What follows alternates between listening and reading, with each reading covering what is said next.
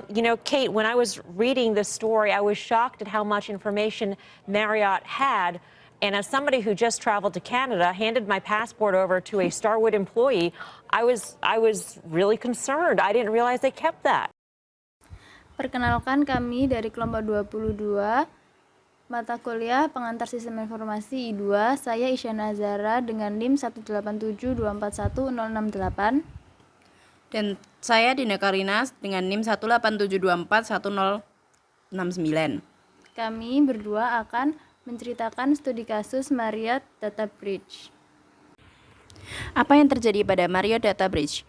September 2018, Marriott menemukan aktivitas aneh dalam basis data reservasi tamu dari merek Starwood. Penyelidikan lebih lanjut, jaringan Starwood disusup tahun 2014, sementara akuisisi Marriott terjadi pada tahun 2016. Sistem reservasi Starwood belum sepenuhnya terintegrasi, masih menggunakan infrastruktur TI lama Starwood. Peretas telah mengenkripsi dan mencoba mencuri data dari sistem Starwood. November 2018, Marriott berhasil membuka enkripsi data tersebut dan menemukan 500 juta data tamu, termasuk informasi sensitif seperti nomor kartu kredit dan paspor. Marriott mengumumkan kejadian kebocoran data ini pada tanggal 30 November 2018. Apa yang menyebabkan kasus ini terjadi? Yang pertama yaitu phishing. Penyelidik menemukan RAT, Remote Access Trojan, dan Mimikatz. Mimikatz adalah alat untuk mencuri nama pengguna dan kata sandi dari memori komputer. Tidak diketahui bagaimana RAT masuk server Starwood, tapi biasanya Trojan diunduh dari email phishing. Yang kedua yaitu undetected. Starwood tidak memiliki keamanan data terbaik sebelum diakuisisi oleh Marriott. Hacker yang berbeda telah menyerang sistem di tahun 2015 dan sama sekali tidak terdeteksi. September 2016, setelah diakuisisi Marriott, kebanyakan staf Starwood, termasuk bagian IT, dipecat.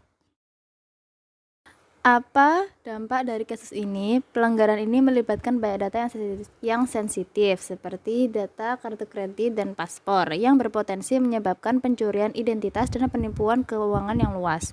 Walaupun demikian, dampak aktual dari pencurian data ini tidak separah yang diperkirakan. Hal ini dikarenakan perlu informasi lebih lanjut tentang pelaku dan motifnya.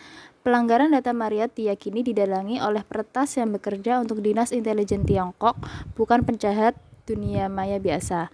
Motifnya diduga adalah bagian dari upaya yang lebih luas untuk mengumpulkan data besar tentang karyawan pemerintah dan petugas intelijen Amerika Serikat.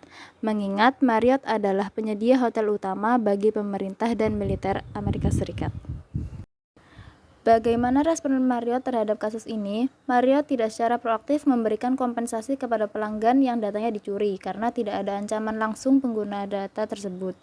Marriott menyatakan bahwa perusahaan akan mengganti biaya penggantian paspor dengan nomor baru atau biaya kartu kredit jika terjadi penipuan. Potensi kerugian dari data pribadi yang kini disimpan oleh intelijen Tiongkok secara teori sangat besar, tetapi sulit untuk mengukurnya, terutama bagi individu. Selanjutnya, apa yang dilakukan Marriott untuk mengatasi kasus ini? Marriott tidak memberikan kompensasi secara langsung kepada pelanggan, tetapi pelanggaran data tersebut tetap mengharuskan perusahaan mengeluarkan biaya. Maret 2019, Marriott membayar $28 juta terkait pelanggaran tersebut, tetapi dampaknya pada laba bersih hanya $3 juta dan turun menjadi $1 juta pada Mei. Selain biaya langsung, kerugian tidak langsung akibat hilangnya kepercayaan pelanggan berpotensi mencapai miliaran dolar di masa depan. Apa yang bisa kamu pelajari dari kasus ini? Keamanan lemah, tidak memisahkan data yang dienkripsi dengan kunci enkripsinya. Kita harus selalu menganggap sistem kita telah diretas dan bertindak melindunginya. Sistem tidak jelas. Pemecatan staf IT Starwood dan sistem lama Starwood yang tidak jelas nasibnya membuat masalah keamanan semakin parah. Pembaharuan. Industri perjalanan jauh tertinggal dari sektor seperti perbankan dalam hal keamanan cyber dan perlu mengejar ketertinggalannya.